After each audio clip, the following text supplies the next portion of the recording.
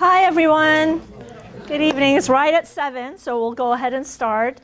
I'm Dr. Marjan Farid. This is my colleague, Dr. Sameh Mosaed. We're both cataract surgeons here at Gavin Herbert Eye Institute, and we're going to go over everything related to cataracts, or cataract surgery anyways. And certainly we're open to answering questions if you have. I see some familiar faces. So we'll keep it open and we'll go back and forth. We have a few slides set up to go over some of the basics, some of the newer technology that's available in cataract surgery, which may be appropriate for some patients, but not for every patient. You know, every patient is an individual and different. And we'll go over things like glaucoma in the setting of cataract surgery and how that plays a role in everything. So we'll go from there. Okay. So here's a quick picture of the eye, the anatomy of the eye. A lot of patients say, well, what is a cataract? The cataract is essentially the lens in the eye that gets opacified over time.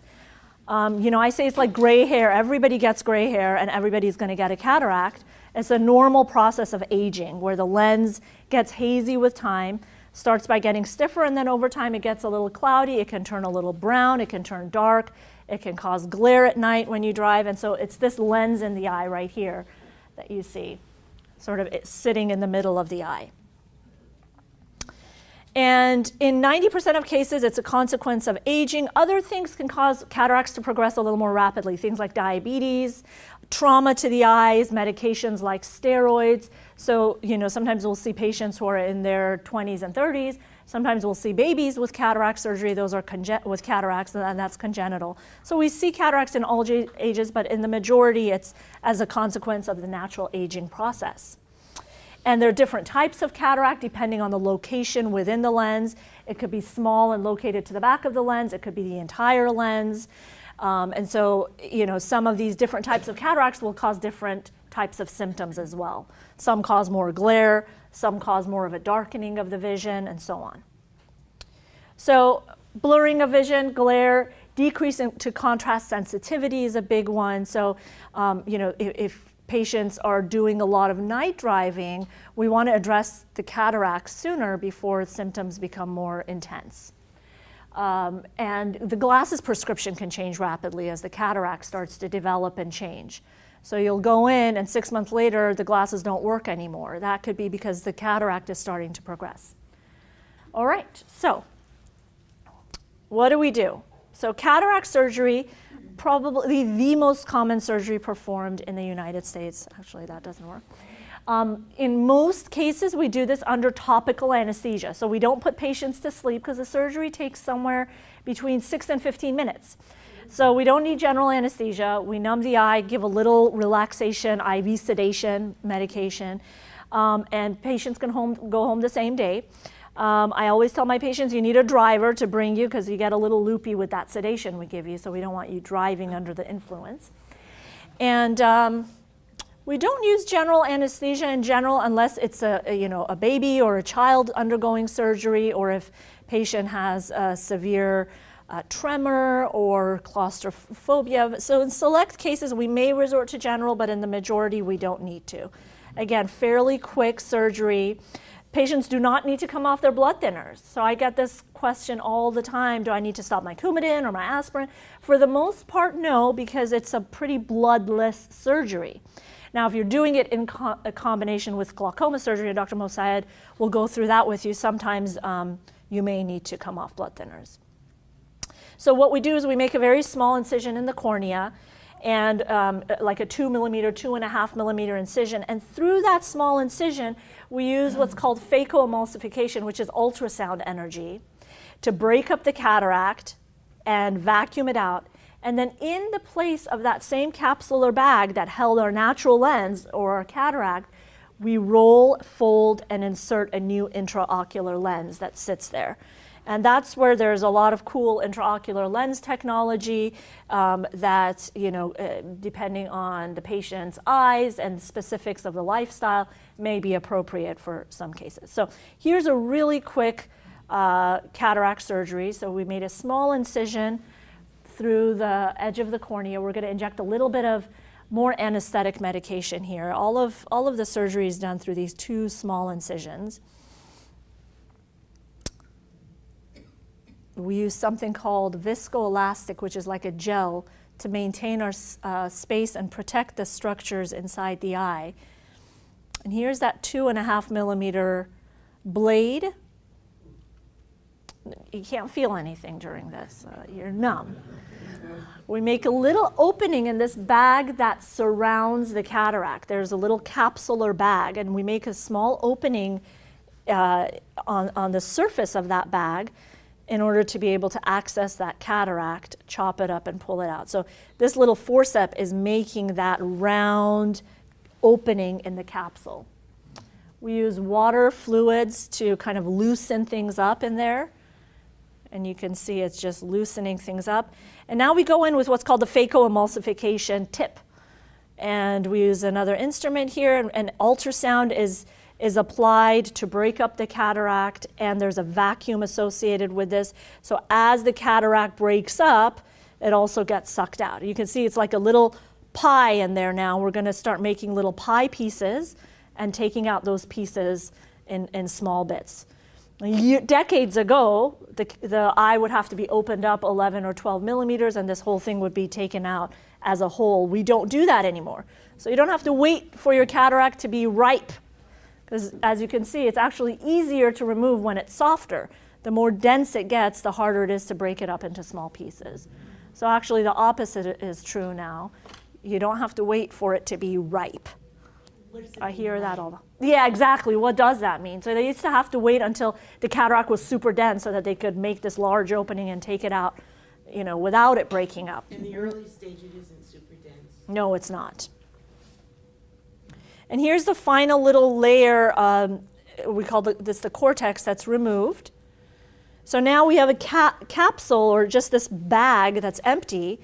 We're going to reform that, and inside that bag is where we insert the intraocular lens. And here's an intraocular lens that we've rolled into and placed into an injector, and we're going to put that into the eye. And you can see an assistant keeps that cornea moist so we can see through it for the entire case. And here goes an intraocular lens. We're inserting it into the capsular bag.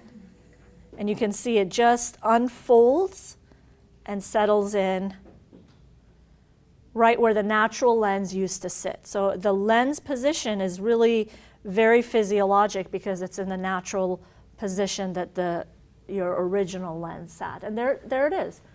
Sits there, the eye is dilated right now, so the iris is big, but the pupil comes down. Most cases don't necessarily need a suture placed at the end. These wounds are, for the most part, self-sealing. But in some cases, we do put a stitch in if it looks like the wound is a little leaky. And that stitch is removed in a week or two after the surgery. And there you have it. So that's a straightforward cataract surgery. So what about that lens? Well, there are different type of lenses that can go into the eye. There's a standard, what we call monofocal lens.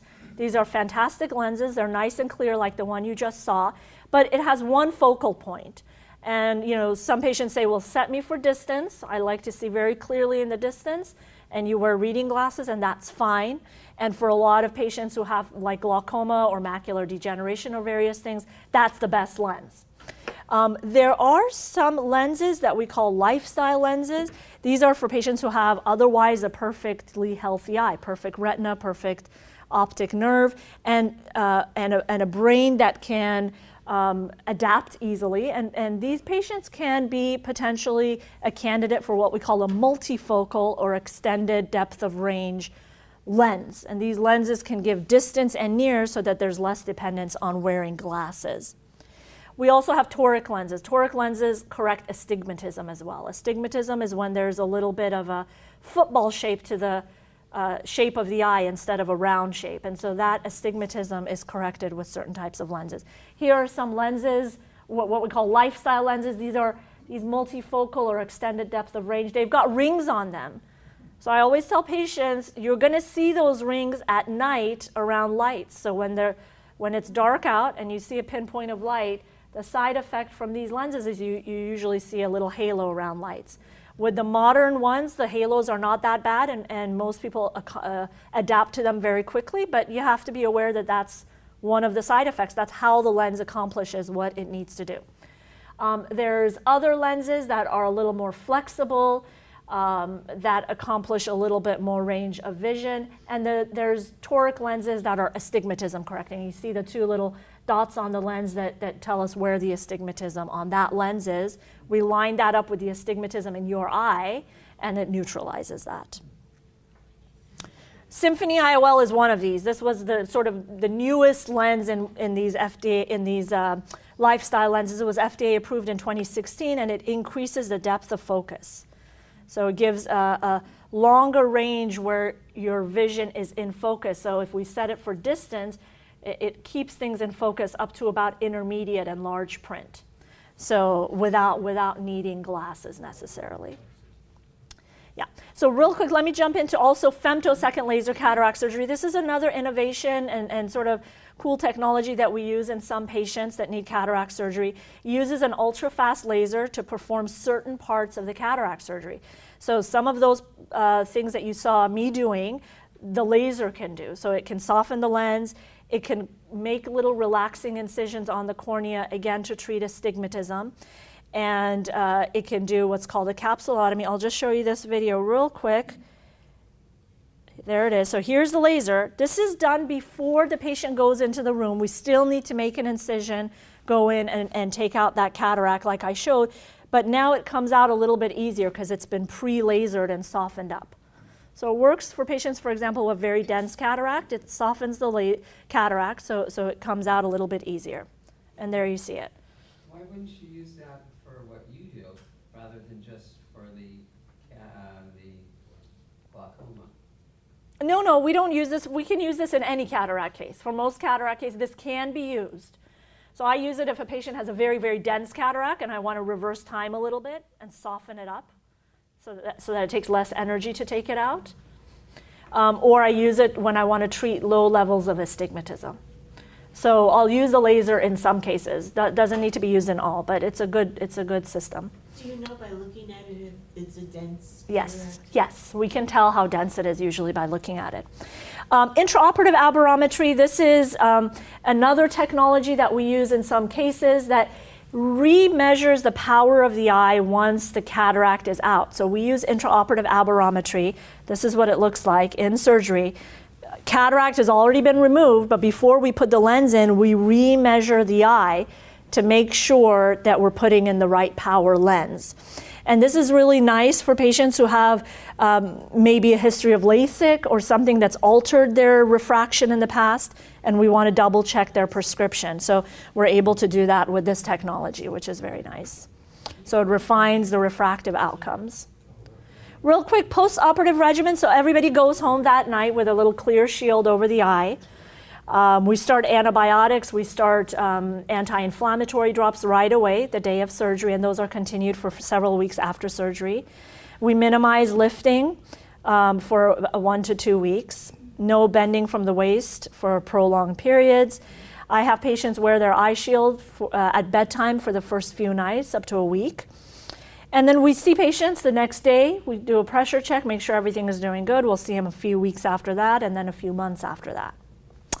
All right, I am going to turn it over to my partner, Dr. Mosaed, and then we'll answer some questions at the end of that. Great.